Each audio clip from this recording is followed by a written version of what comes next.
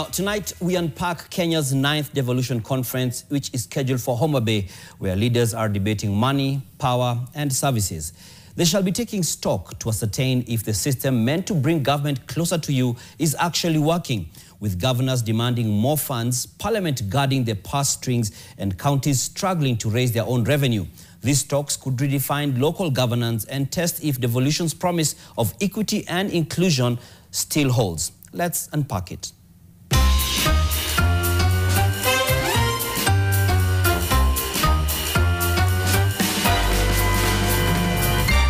Let's talk about Kenya's Devolution Conference.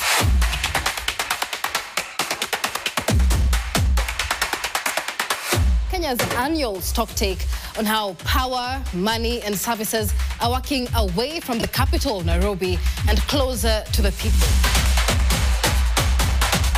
The Devolution Conference is the space where all 47 counties and all stakeholders get to discuss the milestones that devolution has made. This year marks the 9th edition, hosted in Homa Bay County from the 12th to the 15th of August.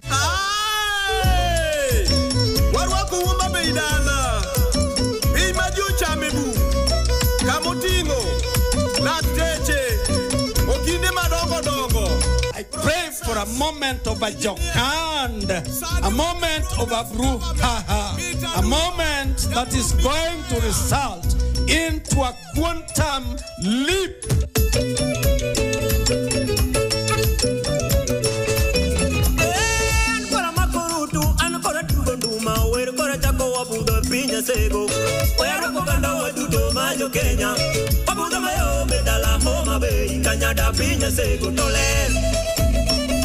Initially, these devolution conferences were being done in counties that would be more urban. But we see now, devolution conferences now, we are going around the country. We are going to several counties. And the impact even of the devolution conferences themselves alone on the economy of that, the host county, I think it is something that is impactful. But this one isn't just symbolic. It could be the most important one yet. The theme, devolution as a catalyst for equity, inclusion, and social justice.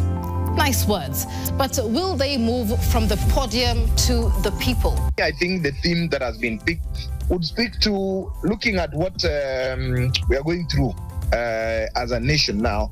The question that would pick my mind would be, we have seen Kenyan citizens asking, pushing for social justice to be demonstrated by national government. We have heard that we want equity in this nation, but we have not heard yet anyone saying we want equity in this county government. We want social justice. We have not even heard much of the contributions from the governors themselves or even the members of county assembly to the conversation about social justice. Devolution officially kicked off in 2013, born out of the 2010 constitution. It was Kenya's way of saying enough with centralization, enough with exclusion. Let's build 47 engines of local development. There have been some real wins. 20 counties have since tripled their economies in just over a decade. There's better health care, local markets, more roads.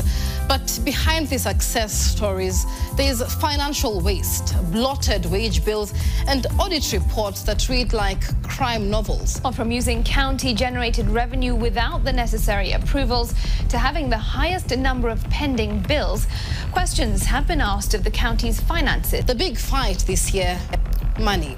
National government many a times has not been able to meet the timelines as prescribed in law on the transfer of funds to the county governments. We have also this push and pull on the issue of the resource envelope. The governors have raised concerns about the recently passed 2025 and 2026 national budget, saying it does not support devolution. And governors have rejected the fourth revenue sharing formula proposed by the Commission on Revenue Allocation. The two houses failed to agree on a common figure to be allocated to counties, the National Assembly proposing 405 billion shillings and the Senate demanding for 465 billion. The money coming to counties should not be less than 560 536 billion. And even if we go to a point where you tell us the 536 is not available, but we can get 470 or 400 and this, and we have, the money is within the budget. We can find this money. An additional 17.6 billion for financial year 2025-26 does not amount to equity. On the bright side, the State Department for Devolution just got an 8 billion shilling boost, up from 1.5 billion shillings. That's big. But counties also have to raise their own money, called on-source revenue. The potential, 216 billion shillings, but they only manage 59 billion. That's a 157 billion shilling hole every year, and that's the reason some counties are running on fumes. Others, especially in arid areas, are stuck in reverse. And that's where experts say equity and inclusion must move from theory to actual budgets. Since devolution started, yes, we're getting more resources allocated.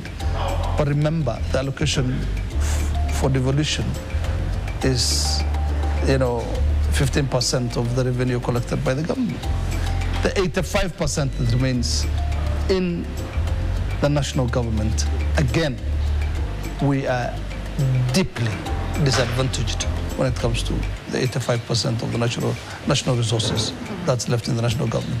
Mount Kenya makes up 17% of the population in this country. Northeastern region makes only about 6% of the population in this country. Mount Kenya gets 17% of the resources from this country. Northeastern gets a paltry 2.8% of the resources. And the only demand we have is if we are 6%, give us 6% resources commensurate with our numbers.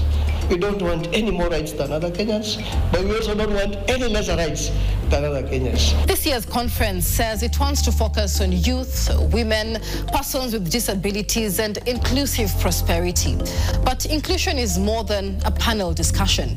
It needs actual funds, data, and policy change. The resolutions emanating from devolution conferences are impactful, one, because it becomes a platform for policy direction. The only issue, as you mentioned, would be then that you might not be able to be seeing the physical impact, because for me, there is no clear framework of reporting on devolution conferences, resolutions, or the decisions that are made. So as Homa Bay rolls out the welcome mat, the country asks, will the conference spark real reform? Will Parliament and counties finally agree on what equity looks like? And will Kenyans see devolution as their future and not just another broken promise? Because if devolution was built for the people, then it's time we see it working for the people. Even the worst form of devolution is better off than any centralized form of government.